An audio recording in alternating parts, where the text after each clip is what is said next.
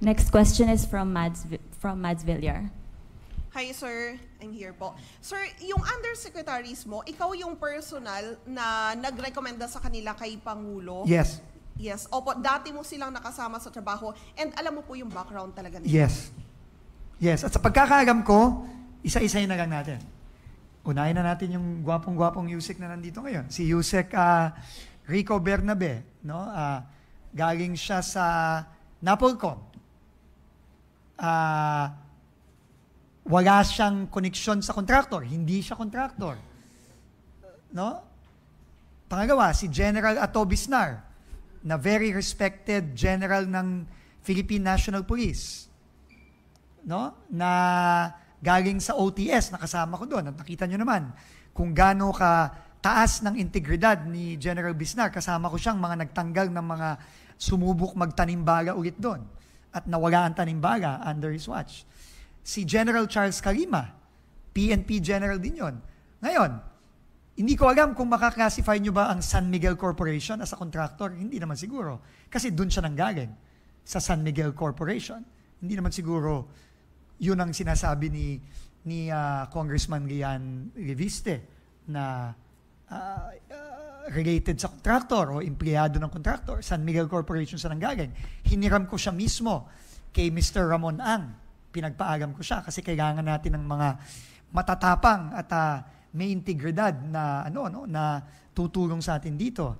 Si Undersecretary Nick Conti, no, na bagong Undersecretary for Planning, pumalit kay Undersecretary Cabral. Siya ay dating head ng Marina nung time ni President Noynoy Aquino. Siya ay naging dating I think naging spokesperson pa ata ni former Secretary Mar Rojas, no, nung siya'y nasa DILG. So, hindi ko alam na contractor siya, no? At wala akong alam na ano siya. Sino pa ba? Si Undersecretary Rafi Turgano na abogado, na batang abogado, no, na galing sa law firm, galing sa private sector. Wala akong alam na may-ari siya ng isang construction company o meron siyang kamag-anak o na may construction company. Sino pa ba? May nakikita ba? Si Yusek Aray Perez o kasama ko sa BCDA, Vice President ng BCDA. Ayun, hindi ko alam kung ang MVP Group makaklasify nyo as a contractor.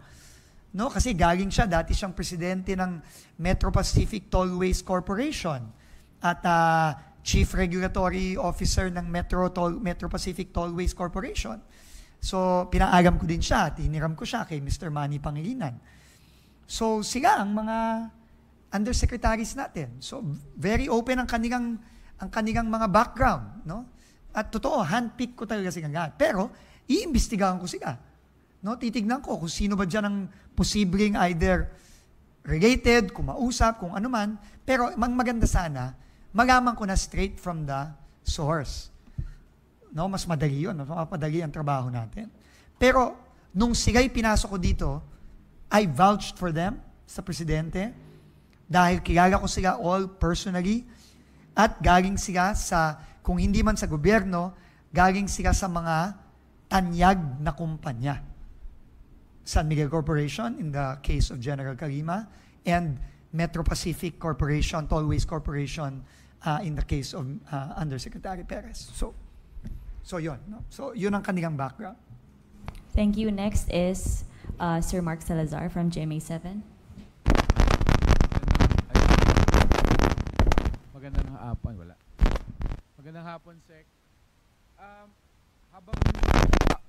Habang busy po kayo doon sa paglilinis from top to bottom, how do you ensure po, Sec, na yung nagpapatuloy na mga public works ay nababantayan nyo pa rin, yung mga ongoing bidding na sa mga kailangan ituloy ng mga proyekto, ay may mekanismo kayo na malinis yan, hindi ako busy para hindi ko bantayan yan. How do you make sure na malinis pa rin ang lahat ng proyekto?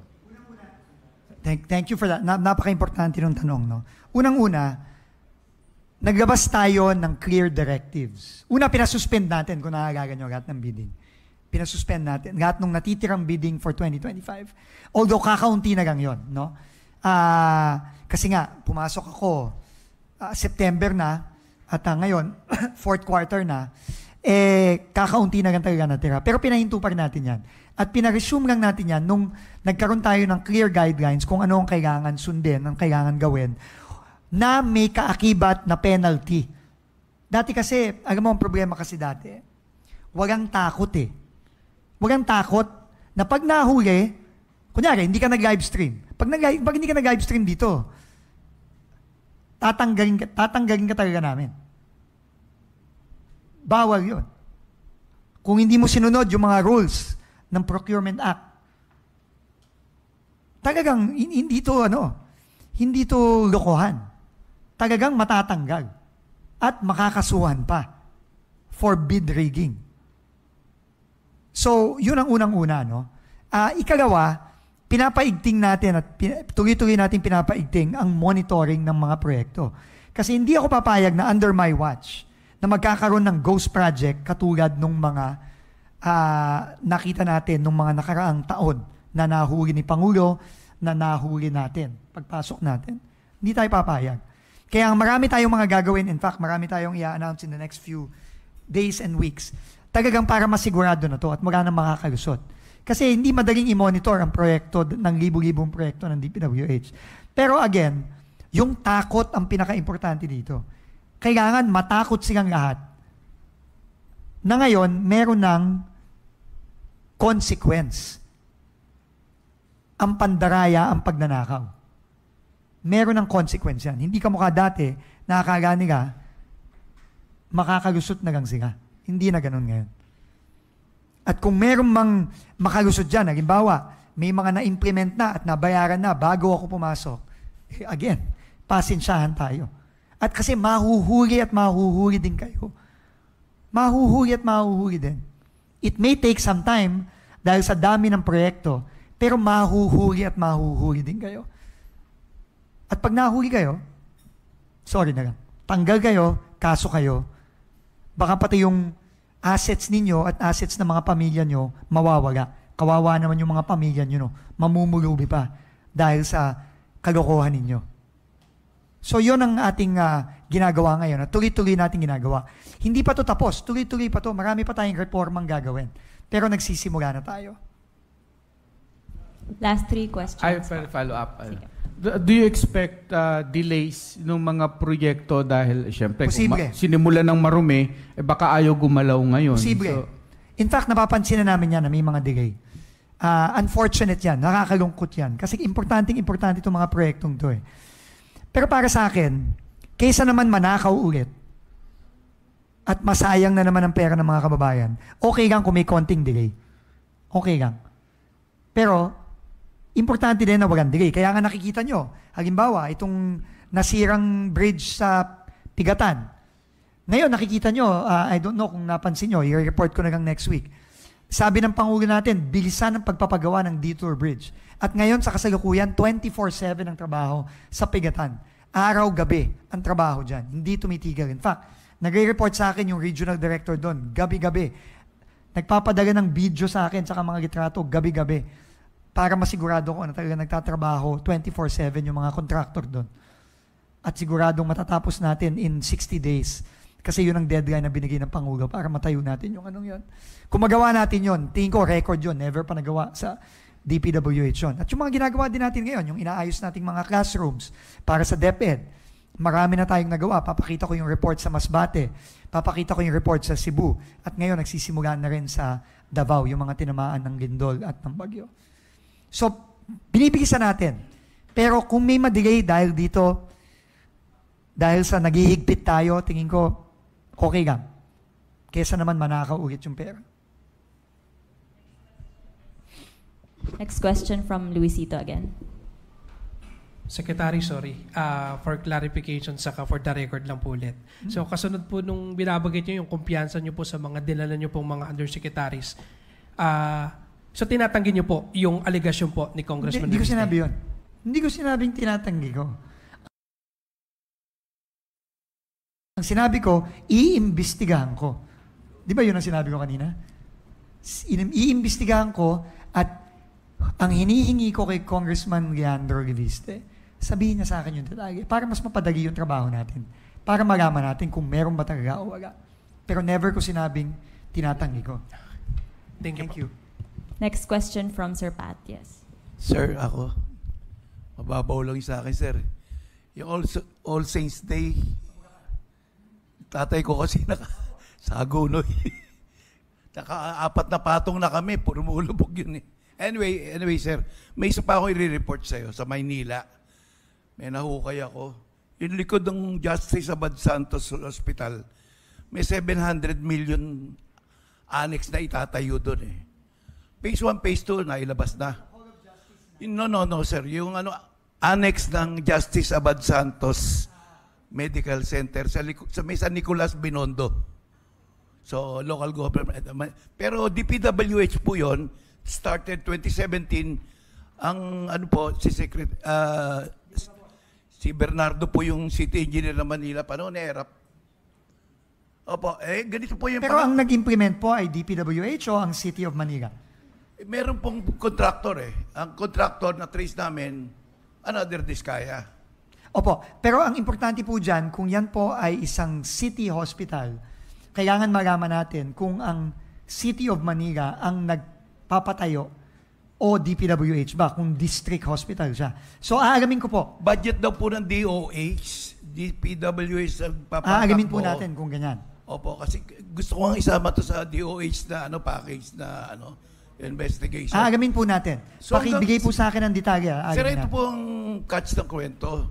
Phase 1 to Phase 2, 400 million na po. Magpe-Phase 3, should be 8 story. Puro hukay lang ho hanggang ngayon, pwede pang tignan ngayon.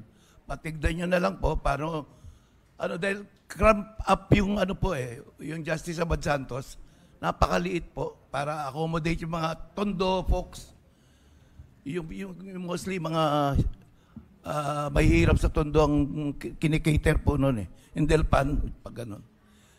So, Sige po, titignan ko po, papakuha ko po yung detalye. Opo. Papasigip ko po agad-agad, no? Kasi kung 2017 pa yan, dapat matagal nang tapos yan. Hindi, lalabas daw po yung Phase 3, 150 million, so 650 na.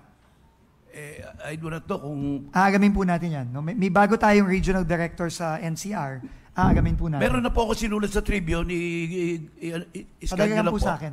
Sige po, papadala ko kay Jocelyn. Kay Jocelyn. Okay po. Oo. Thank you po. Salamat, sir. Last question? Last question from Miss Andy.